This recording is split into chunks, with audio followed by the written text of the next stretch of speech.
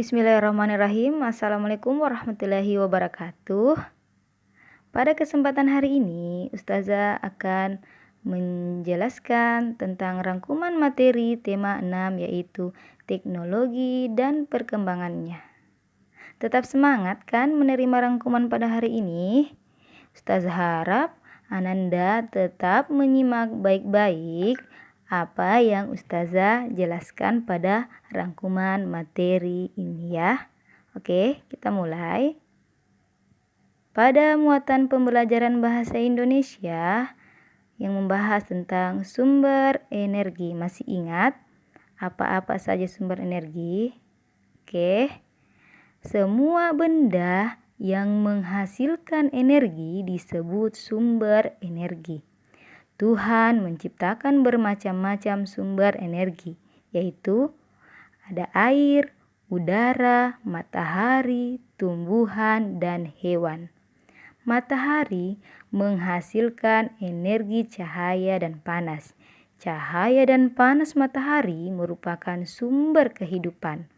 Matahari adalah sumber energi terbesar di bumi. Jadi, misalkan ada pertanyaan, kira-kira sumber energi terbesar di bumi itu apa?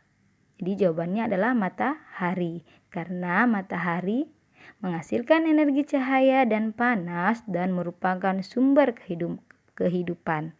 Seandainya tidak ada matahari, kira-kira bumi kita bagaimana? Pasti gelap gulita.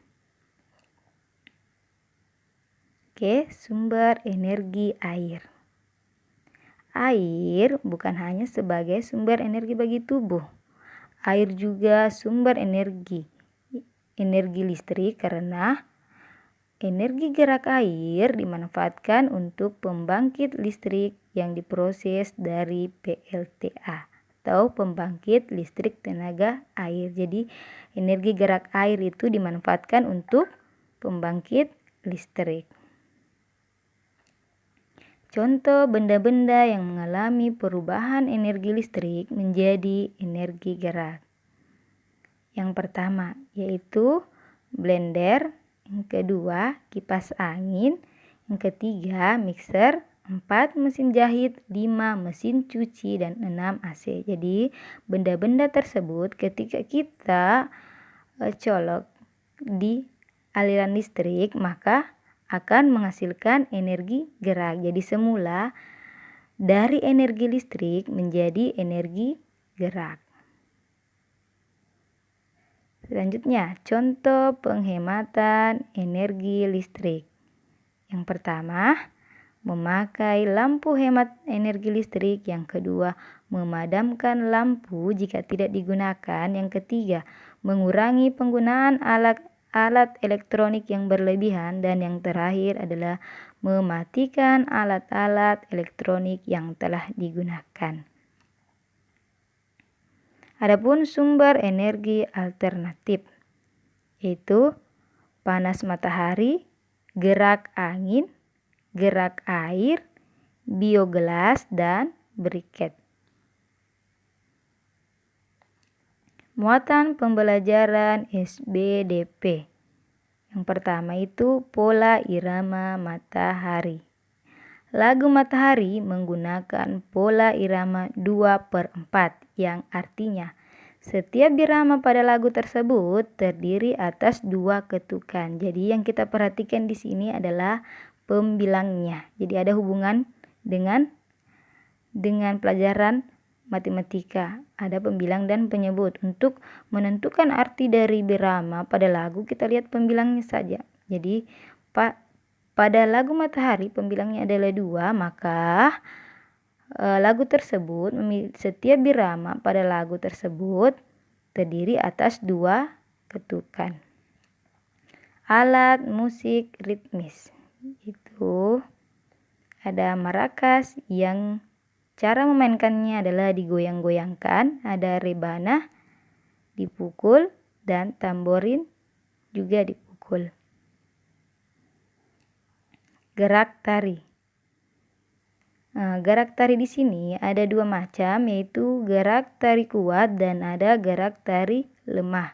Di mana Gerak tari kuat adalah gerak tari yang mengikuti tempo lagu cepat. Jadi kalau kuat, tempo lagunya cepat. Dan kalau gerak tari lemah diikuti dengan tempo lagu yang lambat.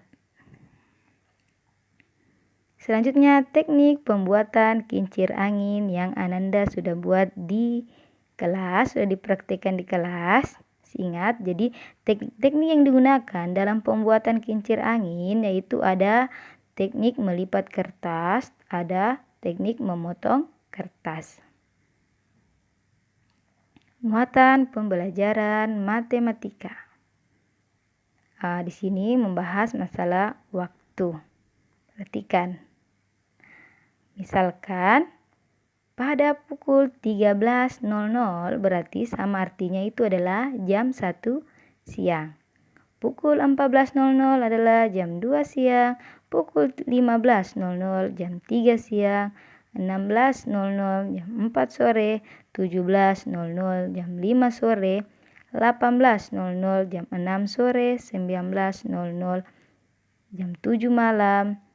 20.00 jam 8 malam, 21.00 jam 9 malam, 22.00 10 malam, 23.00 jam 11 malam, dan 00 itu adalah jam 12 malam.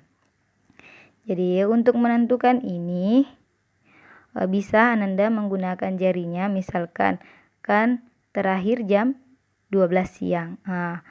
Ketika Ananda menyebutkan 13 maka satu jarinya dihitung 1.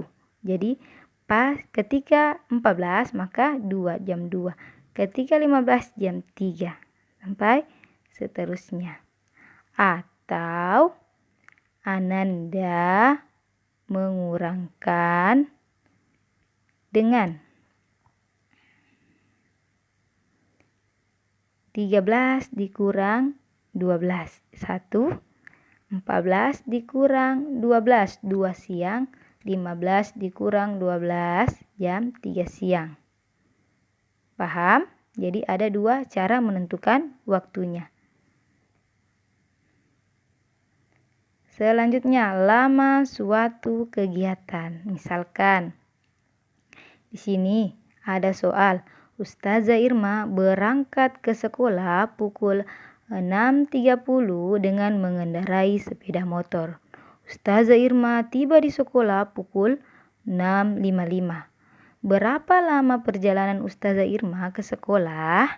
Jadi ingat nak, ketika menyelesaikan soal cerita atau mendapatkan bentuk soal cerita yang pertama, kita harus memahami terlebih dahulu soal tersebut. Kedua, kita menuliskan apa yang diketahui dalam soal tersebut. Dan yang ketiga, kita menuliskan apa yang ditanyakan pada soal tersebut. Dan yang terakhir, kira-kira penyelesaian apa yang kita gunakan untuk menyelesaikan soal tersebut. Jadi kita jawab bersama. Yang pertama, pada soal diketahui bahwa Ustazah Irma berangkat ke sekolah itu pukul 6.30.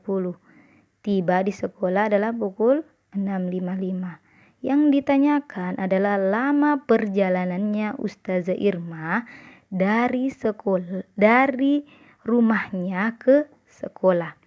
Cara penyelesaiannya adalah kita kurangkan tibanya Ustazah Irma di sekolah dikurang dengan jam berapa Ustazah Irma berangkat ke sekolah. Itu kita susun seperti ini. Jadi kita tuliskan pertama, tiba di sekolah adalah jam 6.55. Selanjutnya, berangkat ke sekolah jam 6.30. Kita kurangkan dulu yang menit. Yaitu yang pertama 5 dikurang 0 hasilnya 5. 5 dikurang 3 hasilnya 2. 6 kurang 6 hasilnya 0. 0 dikurang 0 hasilnya ada 0. Ingat ya, yang dimana penempatan menit, yang mana penempatan jam. Oke, perhatikan. Yang Ustazah lingkari ini adalah tempatnya jam. Dan yang Ustazah lingkari ini adalah tempatnya menit. Karena di jam nilainya adalah 00, maka lama perjalanan Ustazah Irma adalah 25 menit. Paham? Oke, kita lanjut. Soal kedua. Fadil dan sepupunya tidur siang. Lama waktu tidur siang mereka berbeda-beda. Fadil tidur siang selama 1 jam 10 menit. Restu tidur siang selama 1 jam. Dan Faisa tidur siang selama 1 jam 35 menit. Pertanyaannya, kira-kira anak yang paling sebentar tidur siang itu siapa? Oke, kita lihat. Pahami isi soalnya. Pertama, kita tulis Fadil tidur 1 jam 10 menit. Restu tidur 1 jam. Fadil tidur 1 jam 35 menit. Jadi kalau kita sudah mengetahui atau menuliskan apa yang diketahui dalam soal, otomatis kita sudah bisa menjawab kira-kira anak yang paling sebentar tidur siang itu siapa. Dan ternyata anak yang paling sebentar tidur siang adalah Restu. Karena Restu tidur siangnya hanya 1 jam. Sedangkan Fadil dan Faisa tidur siangnya itu 1 jam lebih.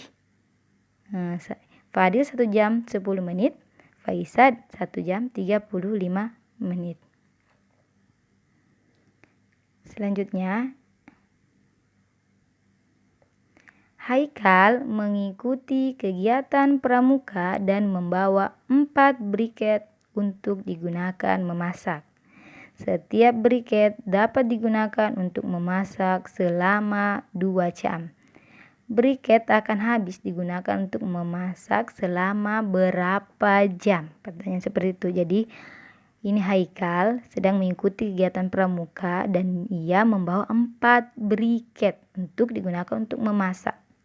Setiap briket dapat digunakan memasak selama 2 jam. Oke, kita tulis apa yang diketahui. Oke, jumlah briket yang dimiliki Haikal yaitu 4 briket. Jadi setiap 1 briket yang dimiliki oleh Haikal itu digunakan selama 2 jam. Yang jadi pertanyaan, kira-kira ini 4 briketnya Haikal kira-kira habisnya itu selama berapa jam?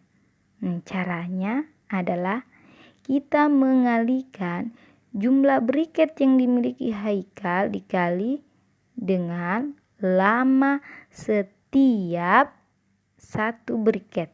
Makanya 4 dikali 2 hasilnya adalah 8 jam.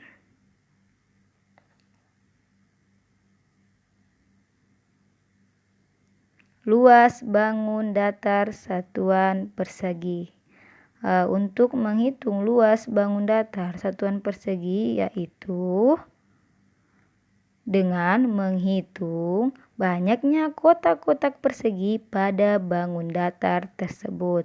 Perhatikan, misalkan kita diminta untuk menentukan luas bangun datar pada gambar yang berwarna kuning.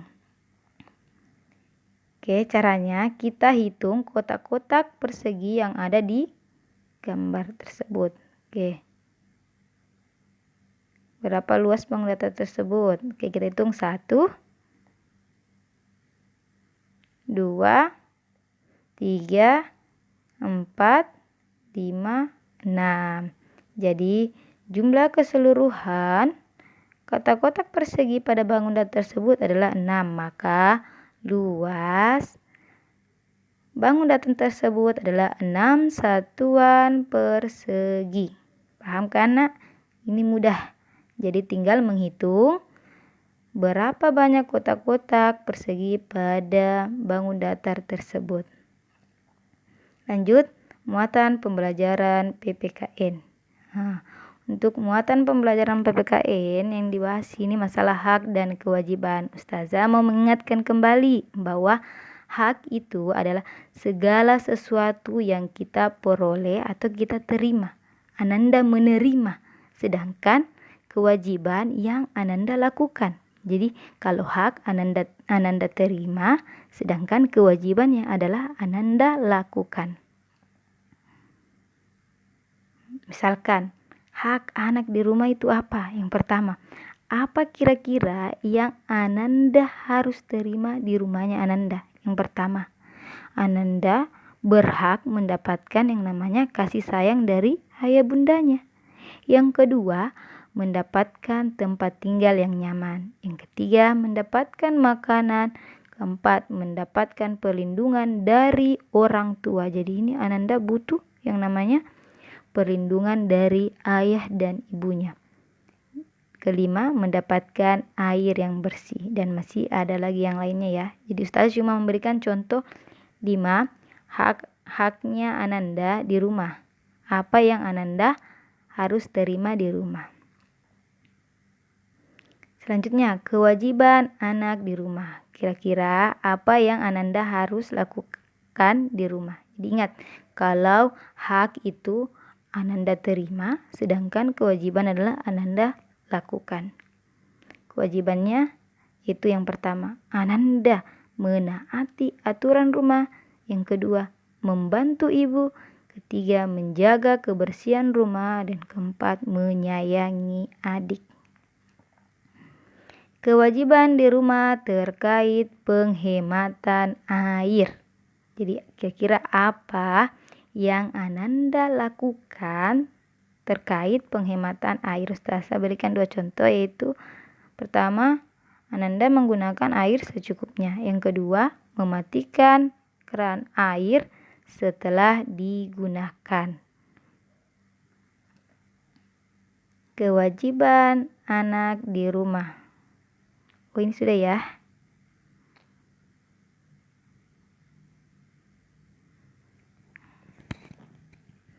Selanjutnya, kewajiban siswa di sekolah. Nah, kira-kira kewajibannya Ananda di sekolah, apa yang Ananda harus lakukan di sekolah? Yang pertama, Ananda menaati aturan sekolah. Yang kedua, memakai seragam sekolah. Yang ketiga, memperhatikan guru ketika gurunya sedang menjelaskan. Dan yang keempat adalah melaksanakan piket kelas. Oke, sekian rangkuman materi pada tema 6. Semoga apa yang Ustazah jelaskan pada rangkuman materi ini Ananda dapat memahaminya. Oke, sekian Ustazah akhiri dengan Assalamualaikum warahmatullahi wabarakatuh. Salam semangat.